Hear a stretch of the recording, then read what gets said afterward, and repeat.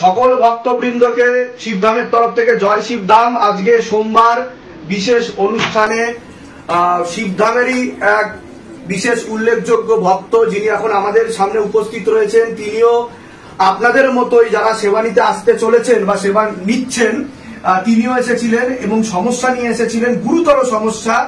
তো তিনি শিবধাম থেকে কি কৃপা পেয়েছে সবার আগে আমরা জানবো।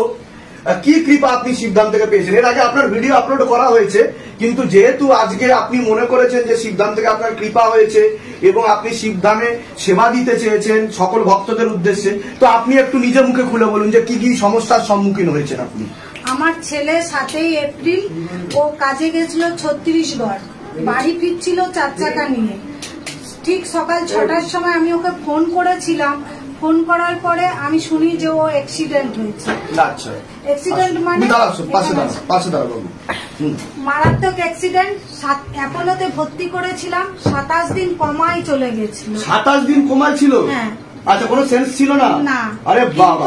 আমি যখন ভর্তি করেছিলাম সঞ্জীব দাকে আমি ফোন করেছিলাম। সঞ্জীব দত্ত?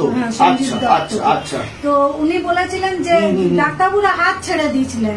ডাক্তার তো সঞ্জীব দা আমাকে বলেছিলেন যে দিদি তোমার কাছে কোনো ফুল আছে? আমি কিন্তু তখন বাবার দর্শন চলছিল, আমি আর আমার হাজবেন্ড করে। সেদিনকে শিবধামে দর্শন চলছিল? না, তার আগে দর্শনের সময় আমরা এসেছিলাম 6 মাস আগে। 6 মাস আগে? আচ্ছা আচ্ছা। ওই ফুল ছিল আমার কাছে। তো সঞ্জীব দাকে আমি বললাম যে সঞ্জীব দা আমার কাছে কিন্তু সেই 6 মাস আগের ফুল আছে, সে তো শুকনো হয়ে গেছে।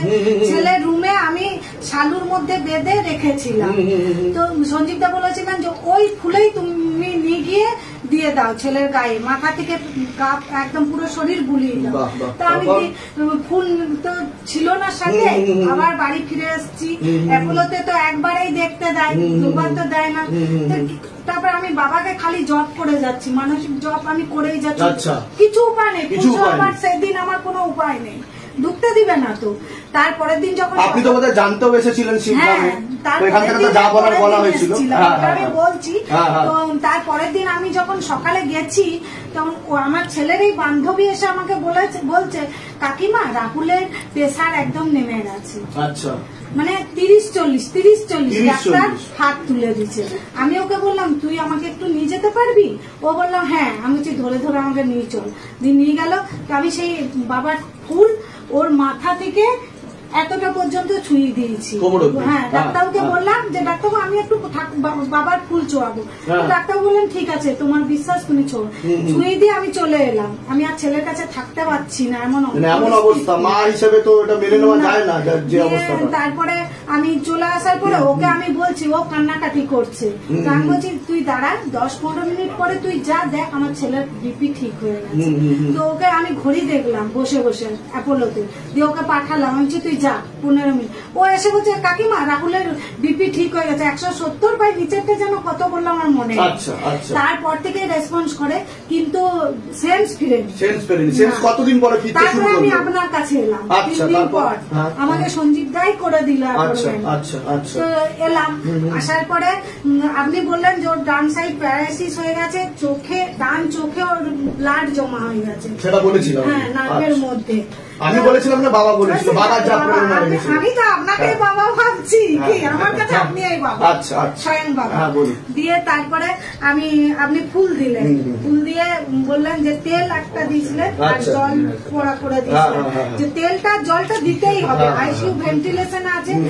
আমি আমার একটা দাদার ছেলেকে সঙ্গে করে সাইড ব্যাগে নিয়ে গেছি। ডাক্তাররা তো মুখের ভিতরে তো প্রচুর পাইপ, কোনো রাস্তা নেই যে ওর মুখে জল দেবো।